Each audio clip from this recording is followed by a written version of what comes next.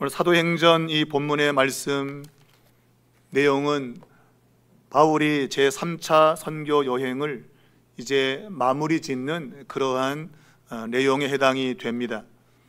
그는 밀레도에서 에베소 장로들과 작별하고 나서 배를 타고 이제 팔레스타인으로 이제 돌아오게 되는 여정을 거치게 되는데, 그 가운데 중간중간 정차되어진 그런 곳이 있습니다. 그런 곳에서의 바울의 행적을 누가가 기록을 해 놓고 있는 부분인데, 우리는 그 여정 속에서 하나님이 누가를 통해서 우리에게 주시고자 하는 메시지를 우리는 몇 가지를 생각해 보게 됩니다. 바울은 두로에서 믿음의 형제들과 함께 교제를 나누고 일주일 만에 이제 다시 배를 타고 여정을 떠나게 됩니다. 오늘 이 두로에서 출발된 그 배는 돌레마이에 이르렀다라고 오늘 본문이 이야기를 하고 있습니다. 이 돌레마이라는 이 지역에서 하루를 머물며 여기서 동일하게 믿음의 형제들과 교제를 나누었다라고 말하고 있어요. 우리가 이 사도행전을 보면서 누가가 직접 그 여행에 관여했을 때는 우리라고 하는 용어를 사용했다고 제가 말씀을 드렸습니다. 그 우리라고 사용된 요 부분에 이 형제들과 교제라고 하는 이러한 용어가 등장하고 있는 것은 결코 우연이 아니겠지요. 누가의 관점에는 형제가 함께 믿음의 교제를 나누는 것만큼 중요한 것이 없어 보이기 때문입니다. 그래서 이 제3차 여행 막바지에 바울의 행로 가운데서 믿음의 형제들을 만나는 이야기를 이제 우리라고 하는 그 단어 속에 집어넣고 있는 거죠. 자기도 그 형제들과의 모임에 자신도 들어가 있다라고 하는 것을 드러내고자 하는 것입니다. 그래서 1인칭 복수인 우리라고 하는 용어를 이제 사용을 하고 있다, 제가 그렇게 말씀을 드리는 겁니다. 자, 이 돌레마이에서 이제 가이사랴로 올라가는 그 여정에 오늘 본문에는 마지막 항해다, 항해를 마쳤다라는 그런 이야기를 쓰고 있습니다. 그러니까 이 가이사랴까지 가는 이 여정이 이제는 배를 타고 가는 거 아니라 아마 육로로 걸어서 가는 것으로 아마 생각이 들게 되지요. 왜냐하면 항해를 다 마쳤다. 그러니까 돌레마이에까지 가서 이제는 배 타는 여행이 끝이 나고, 돌레마이에서 이제 형제들과 교제한 다음에는 걸어서 육로로 가이사랴에까지 갔다, 이렇게 볼 수 있겠습니다. 물론 어떤 학자들은 가이사랴까지 배를 타고 갔을 수 있다라고 나름의 주장을 합니다. 왜냐하면 다른 그 선교 여행에서는 가이사랴까지 직접 배를 타고 간 경우가 있기 때문에 그렇습니다. 그런데 이 돌레마이에서는 육로로 지금 이 가이사랴까지 갔다고 하는 것이 모든 학자들의 해석입니다. 자, 이 가이사랴 도착했을 때에 그들이 머문 곳이 바로 빌립의 집이라고 소개하고 있습니다. 이 빌립은 예수님의 제자 빌립이 아니라 우리가 사도행전 6장에 보면 7지사를 세울 때에 전도자로 소개되고 있는 그 빌립입니다. 그러니까 7집사로서 교회의 그 구제를 담당했던, 그 일을 했던 사람, 전도자 빌립의 집에 바울의 일행이 머무르게 되었던 것이죠. 우리가 사도행전 8장에 들어가 보면 이 빌립이 성령의 감동을 통해서 이제 복음을 전하는 그런 행적을 소개해 놓고 있는데, 거기 보면 이제 그 광야로 내려가는 가사의 길에서 그리고 사마리아까지 옮겨가고, 그리고 거기서 해안을 따라서 쭉 복음을 전하면서 사도행전 8장 40절을 보면 가이사랴에 갔다라고 되어 있습니다. 그러니까 이 전도자 빌립은 가이사랴가 그의 전도의 거점이었다라고 하는 것을 볼 수 있는데, 왜냐하면 그로부터 20년이 지난 후에도 여전히 가이사랴에 있었기 때문입니다. 이걸 보면 이 전도자 빌립은 가이사랴를 근거로 해서 아마 복음을 전하는 사역을 했을 것이다. 그것도 20년 동안. 단순히 그는 교회에 구제 사역을 담당한 사람이 아니라 그는 전도자라고 하는 그런 이름이 붙어 있어요. 물론 교회에서 구제금을 나누어 주고 봉사하는 것도 아주 귀한 일인데, 그러나 이 빌립은 전도자라고 하는, 복음을 전하는 사람이라고 하는 타이틀이 붙어 있는 것만큼 그의 걸음을 보면 전도자다운 그런 걸음을 하고 있는 것을 우리가 8장에서 보게 되는 것이죠. 누구나 다 각자에게 주어진 사명이 있습니다. 빌립은 물론 그가 임무를 받을 때는 교회에서 섬기는 것으로 받았지만, 그러나 성경은 그를 전도자라고 명시했습니다. 그러면 그는 전도자라는 타이틀에 답게 행동을 해야 되죠. 그래서 그가 사마리아와 그리고 해안을 따라서 쭉 복음을 전하면서 가이사랴까지 가게 되었다라고 성경에 말하고 있습니다. 여러분과 저에게는 각자에게 주어진 직임이 있습니다. 우리는 그 직임에 걸맞게 살아야 됩니다.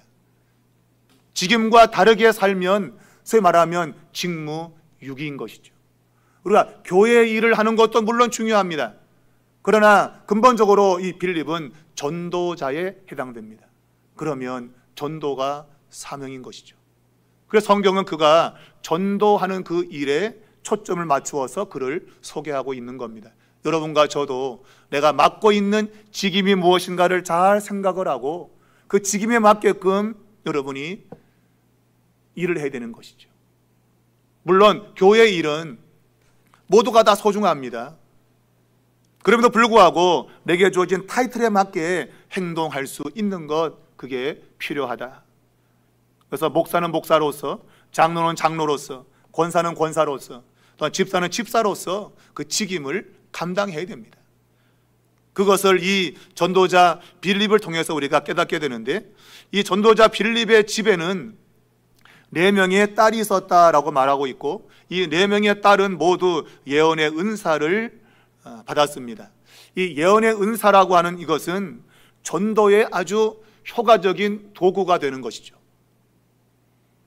우리가 이 예언이라고 하는 것은 미래를 이야기하는 것을 자꾸 인식하고 있는데, 성경에 말하는 예언이라고 하는 것은 물론 미래적인 일을 이야기하는 것도 되지만 근본적으로는 하나님의 말씀을 전하는 겁니다. 그것이 성경에서 예언이라고 되어 있습니다. 우리가 고린도서에 보게 되면 교회 밖에 사람이 교회에 들어왔을 때 모두가 다 방언으로 이야기하면 사람들이 다 미쳤다, 저거 다 미친 사람들이다, 그럴 거 아니냐 하면서 알아먹지 못하는 수천 마디의 그 말보다도 알아들을 수 있는 예언의 말을 하는 것이 그들에게는 유익하다.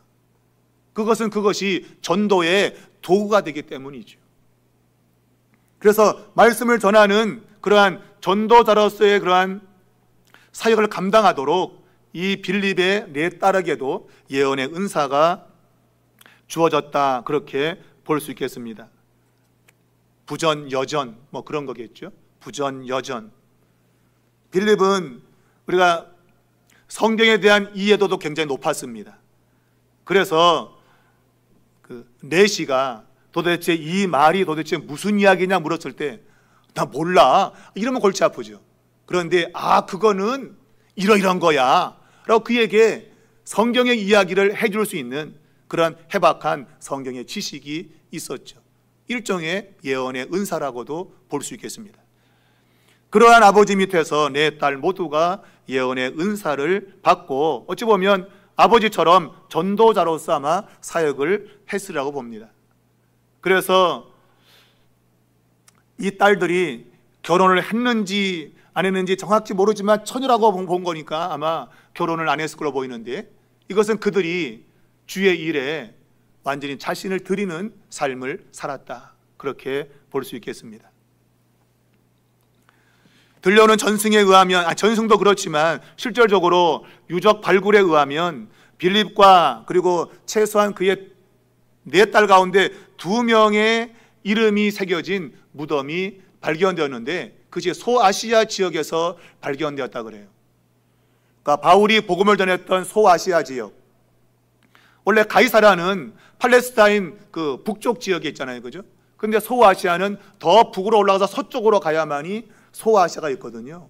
그러니까 이 빌립과 그의 딸이 가이사라에 있다가 그들의 남은 삶을 소아시아에서 복음을 전하다가 생을 마친 걸로 보입니다.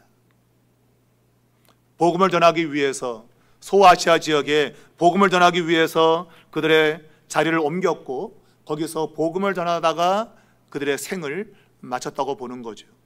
그래서 빌립과 그 딸들의 무덤이 그 히에라폴리스라고 하는 그 지역에서 2세기 말에 발견된 그런 내용이 있습니다.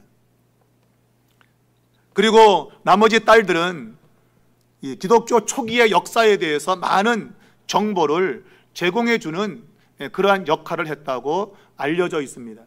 아마 그들은 오래 살았던 것 같아요. 그래서 이 기독교 초기에 있었던 그러한 일들, 자기 아버지로부터 들었던 이야기, 또 실제로 빌립이 경험했던 이야기, 그런 것들을 많은 정보를 제공해 주었고 아마 그 정보 가운데서 누가도 아마 일정 부분을 얻었을 걸로 보고 그래서 이 사도행전의 그 기록을 할 수 있었다, 그렇게 학자들이 보고 있습니다.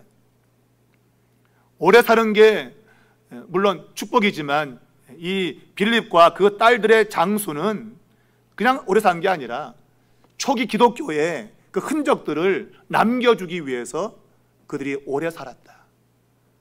그들이 마치 초대교회의 증인처럼 역사 이름 가운데 그들이 증인으로서 초대교회의 모습을 후대에 정보를 남겨준 그러한 삶을 살았다고 보는 것이죠.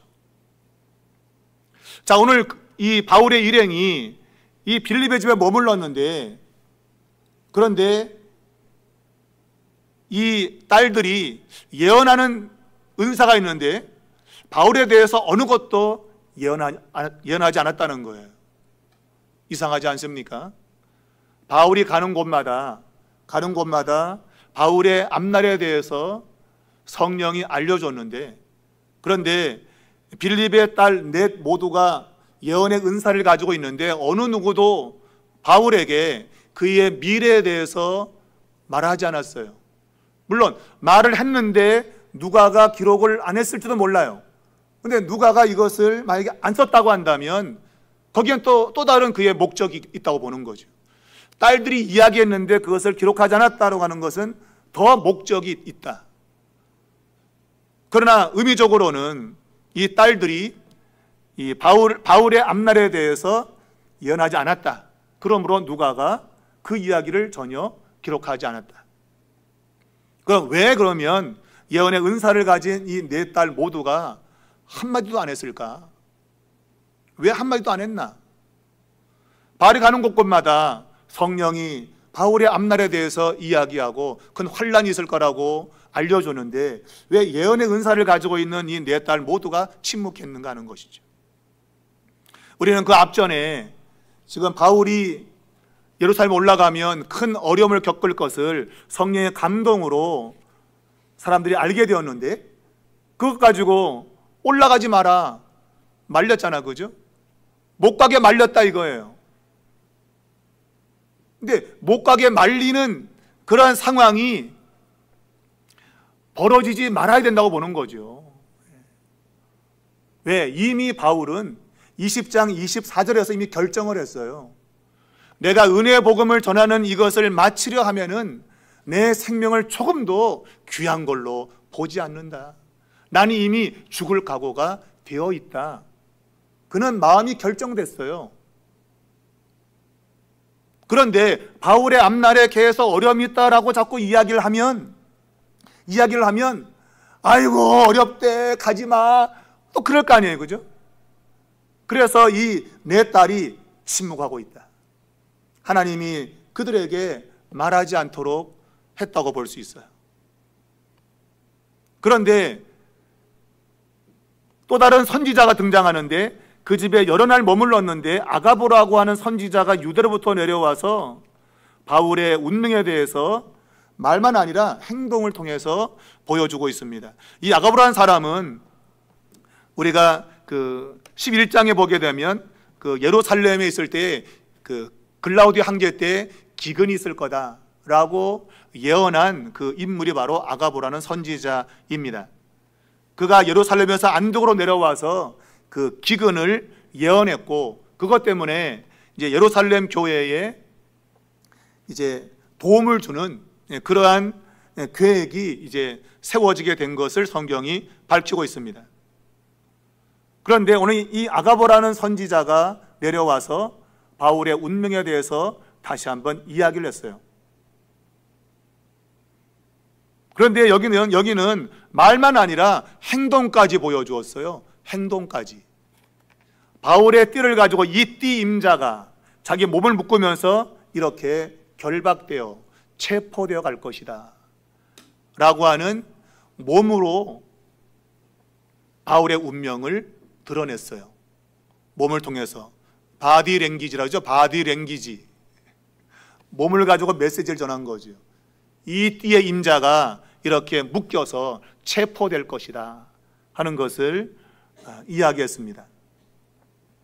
그런데 우리가 그 말을 듣고 그곳 사람들과 더불어 바울에게 예루살렘으로 올라가지 말라 권했다라고 되어 있어요. 여기 보니까 이 말을 하면, 이런 말을 하면 반응이 오자, 그냥 반응이 온단 말이에요. 올라가지 말라고. 야, 어려움인데 왜 가냐? 그 반응이 분명히 나오고 있잖아, 그죠? 근데 그 위의 현상과 저 다른 것은 그 위에서는 제자들이 성령의 감동을 받고 직접 그들이 바울에게 예루살렘에 들어가지 말라고 말리는 그런 내용인데, 여기서는 아가보 선지자는 그저 바울의 운명만 얘기를 했어요. 올라가라 마라 그런 걸 말하지 않아요. 그냥 이 사람은 고난을 당한다 라는 것만 이야기를 했어요. 그랬더니 그걸 들은 사람들이 바울에게 올라가지 말라고 말리는 그런 반응을 보이고 있어요. 제가 말했지만 4명의 처녀에게 예언적으로 바울의 운명을 말하지 않은 것은 분명 말하면 똑같이 또 반응할 건데, 근데 말하지 않았단 말이에요. 그런데 아니나 다를까 이 유대에서 내려온 아가보 선지자가 바울의 그 운명에 얘기했더니 즉시 올라가지 말라고 울고불고 난리를 피웠다. 난리를 피웠다. 여러분, 이것은 바울의 앞날의 운명이 정말 큰 환난이라고 하는 것을 우리에게 일러줌과 동시에, 그러나 바울은 그러한 혹독한 고난이 환난이 있다 할지라도 이미 그가 결정한 죽을 각오를 결코 약화시키거나 그것을 취소하지 않는다는 거예요. 사람들은 계속 바울이 올라가지 않기를 요청하고 있습니다. 울면서 그것도 아주 간청합니다. 근데 바울은 어찌하여 울어서 내 마음을 상하게 하는가? 나는 주 예수 이름을 위해서 결박당한 것 아니고 죽을 것도 각오되어 있다. 여러분, 분명한 메시지가 있지 않습니까? 하나님이 직접 그의 운명에 대해서 계획을 가지고 있는 그 사람은 그 운명에 대해서 결정을 내렸어요. 그런데 다른 사람들은 그걸 하지 말라 그래요. 이게 여러분 결과적으로는 성도들의 그 마음이 담겨 있는 거지만, 그러나 자세히 보면 복음을 방해하고 있는 것 같은 그러한 모습이 나타나고 있는 거예요. 그래서 이 네 처녀가 예언의 은사를 가지고 있으면서 말하지 않은 것은 바울이 이 복음을 위해서 죽을 각오하는 것, 이 복음을 위해서라면 어떤 것도 감수하겠다는 그런 의지를 결코 약화시키고자 하지 않는 하나님의 뜻이 반영이 되어 있는 거죠. 그런데 아가보가 얘기했더니 즉시로 올라가지 말라고 하는 반응이 나오고 있는 거예요. 결국 이것은 복음이 전파되는 것, 목숨을 버려서라도 복음을 전하는 그 일을 하려고 하는 것들에 대한 교묘한 사단의 공작이다라고 보는 거죠. 그래서 누가는 이 네 딸의 예언을 침묵으로 막아버린 거죠. 예언하지 않도록. 아마 그들에게도 분명 바울의 미래에 대해서 아는 것이 있었겠죠. 그러나 침묵하게 하고 있는 겁니다. 그것은 하나님의 의도요 동시에 누가의 의도이기도 합니다. 그래서 내 딸이 전혀 예언하지 않는 이런 내용을 소개하고 있습니다. 이것은 바울의 이 복음을 향한 열정이 결코 약화되지 않는다고 하는 것을 이제 드러내기 위해서 아가보라는 사람을 잠깐 등장을 시켰고, 그가 몸으로까지 바울의 운명을 이야기하고 있는 것은 그것이 확실하다고 하는 겁니다. 그걸 피하라고 한 것이 아니라 그 일이 벌어지게 된다고 하는 것을 결정적으로 보여주는 거죠. 말만이 아니라 행동까지 보여주고 있잖아요. 이것은 바울의 운명은 비켜갈 수 없는 거다. 이것은 바울의 결정 때문에 그렇죠. 하나님이 그걸 죽으라고 내몬 것이 아니라 그가 이 은혜의 복음에 자기 목숨을 버려도 괜찮다고 하는 그의 결단 속에서 나타나고 있는 하나의 모습인 거예요. 오늘 우리의 삶에도 이러한 결단들이 필요한데 우리는 결단이 별로 없어요. 정말 내가 목숨이 떨어져도 이건 해야겠다는 그런 결단이 별로 없고, 할 수 있으면 하고 안 되면 안 하고 이것이 우리들의 모습이지, 나는 죽어도 한다 이런 마음이 별로 없어요. 여러분, 난 죽어도 할 거야 이런 게 별로 없어요. 안타깝죠 여러분. 성경의 믿음의 사람은 죽어도 한대. 죽어도. 그게 은혜를 아는 사람들의 반응인 거예요. 죽어도 하는 거예요. 죽어도. 왜냐하면 그 은혜라고 하는 것이 너무나도 크고 놀라운 것이기 때문에, 내 목숨까지 버려도 될 만큼 가치가 있는 것이기 때문에 그래요. 그런 사람들마다 죽음을, 죽기까지 주님의 일에 서 있는 거예요. 여러분과 저가 주님의 은혜가 뭔가를 정말 알고 있고 믿고 있다고 한다면 죽을 각오를 하고 주님을 섬겨야 됩니다. 죽을 각오를 하고. 그럴 때 하나님의 역사는 일어나는 것이죠. 죽을 각오라는 자를 통해서 하나님은 일하시는 겁니다. 오늘 사람들이 바울의 마음이 어떤 것인가를 알았어요. 권함을 받지 않는다. 아무리 권해도 바울의 마음은 바뀌지 않아요. 그걸 사람들이 알게 되었고, 그래서 우리가 주의 뜻대로 이루어지라고 그쳤다. 이 모습은 마치 겟세마네 동산에서 기도하셨던 예수님의 모습을 떠오르게 합니다. 예수님은 이 잔이 내게서 지나가기를 원합니다. 아버지! 3번씩이나 기도를 했어요. 그런데 마음에는 아니야, 그 잔 마셔야 돼. 그런 응답이 온 거죠. 그래서 아버지 내 뜻대로 마시고 아버지의 뜻대로 되기를 원합니다. 그게 주님의 결론이었고, 오늘 본문에도 순간적으로는 바울의 걸음을 막으려고 했지만, 그러나 주의 뜻과 바울의 의지를 안 그들은 더 이상 바울을 권하지 않았다 하는 것입니다. 주의 뜻대로 이루어지기를 바랬다고 하는 것이 오늘 마지막 모습인 것입니다. 여러분, 오늘 사단이 우리에게 여러 가지로 유혹하고 찝쩍거리고, 그때 우리가 단호하다면 사단은 더 이상 우리를 시험하지 않을 거예요. 그건 제가 경험한 거예요. 제가 군에 있을 때에 주일날 예배드리러 간다는 걸 결코 물러서지 않았어요. 대부분의 사람들은 때리면 아픈 것 때문에 물러나거든요. 타협하고. 그런데 저와 같이 있었던 2사람, 이 3사람은 주일날 우리는 죽어도 예배드려야 됩니다. 저 터져도 때려도 발로 걷어차고 머리를 박박 기어 피가 나도 우리는 주일날 예배드리러 가야 됩니다. 그랬더니 사람들이 쟤들은 해도 안 돼. 내버려 두는 거죠. 가라고 내버려 두는 거예요. 어쩔 수 없다 이거예요. 그 사람들도 알아요. 얘네들은 해도 안 되는 애들이야. 그냥 주일날 가라는 거예요, 그냥. 그래서 교회를 가게 된 겁니다, 여러분. 그냥 타협해서 야, 한 달에 한 번만 가.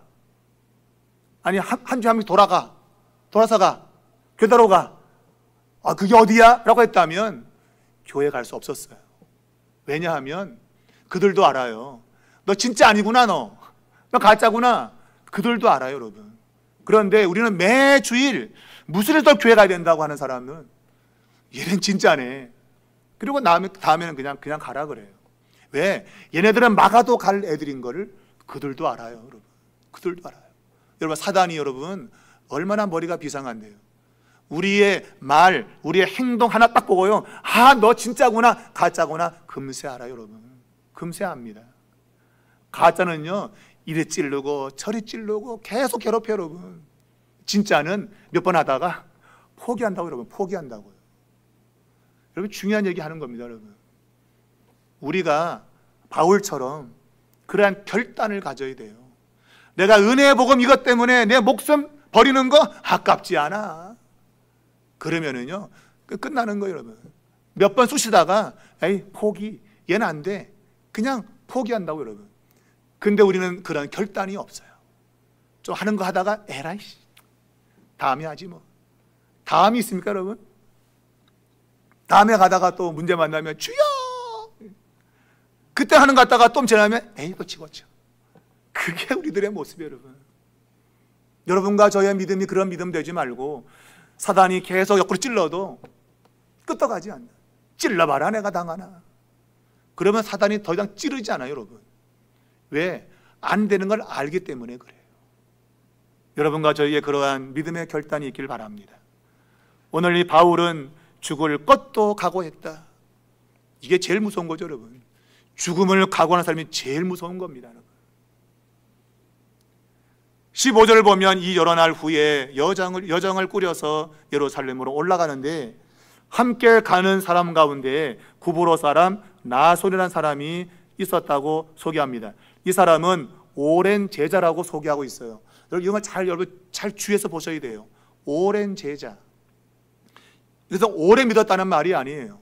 여기서 말하는 이 아르케라는 단어는 처음 시작을 가리켜요. 시작. 태초에 말씀이 계시니라 하여튼 그 시작을 가리켜요. 시작. 그게 아르케라는 헬라 단어예요. 머리라는 뜻이에요. 머리. 그러니까 이 나손이라는 사람은 처음 믿을 때부터 지금까지 변함이 없이 예수를 믿었다, 그 얘기를.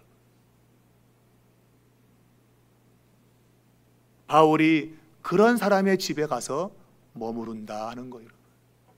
시시껄렁한 사람 집에 가 머물지 않습니다. 자기가 똑같이 처음 믿을 때부터 변함없이 주님을 섬기는 그 사람의 집에 가서 머물자. 여러분, 주님이 누구한테 오겠습니까, 여러분? 자꾸 마음이 밴댕이에 소갈 딱지 같은 사람에게 오겠어요? 오늘 이랬다가 내일 저런 사람에게 오겠어요? 아니죠, 여러분. 심지가 굳은 사람, 한 번 정하면 변하지 않는 사람. 내가 너희 집에 머물러야겠다. 여러분, 잘 깨달으셔야 돼요. 나는 주님이 오신다면 우리 집에 머물 수 있는 그런 사람인가? 아니면 야, 니네 집은 좀 곤란하다, 야, 그럴까? 주님이 우리의 마음에 들어오실 때에 야, 네 마음은 좀 곤란하다, 야, 그러지 않겠나? 그런 생각이 들 때가 있습니다. 오랜 제자 구브로 사람 나손, 그를 데리고 가서 예루살렘에 있는 그의 집에서 머물겠다는 계획을 세우게 됩니다. 사랑하는 여러분, 우리는 유유상종이라는 말을 합니다. 이것이 때로는 나쁘게 쓰이면 이게 끼리끼리는 오네, 그런 말이지만 좋게 쓰면 같은 사람들끼리 모이는구나. 맞죠, 여러분? 같은 사람끼리 모이는 거예요. 믿음이 좋은 사람은 믿음이 좋은 사람끼리 모이게 돼 있어요. 믿음이 껄렁껄렁한 날라리들은 날라리끼리 모이는 거예요. 그냥 대충 한 사람만 모이는 거예요. 그게 유유상종이죠. 우리의 신앙이 그런 신앙 되지 말고 정말 주님처럼 변함이 없고 바울처럼 변함이 없고 나손처럼 변함이 없는 그러한 신앙, 그래서 그러한 믿음의 사람끼리 자꾸 모여서 하나님의 일을 만들어내는 그러한 우리의 삶이 되기를 바랍니다. 우리 사무엘교회도 그러한 사람들이 모이는 그러한 교회, 신실한 교회가 되어지기를 주님의 이름으로 축복합니다.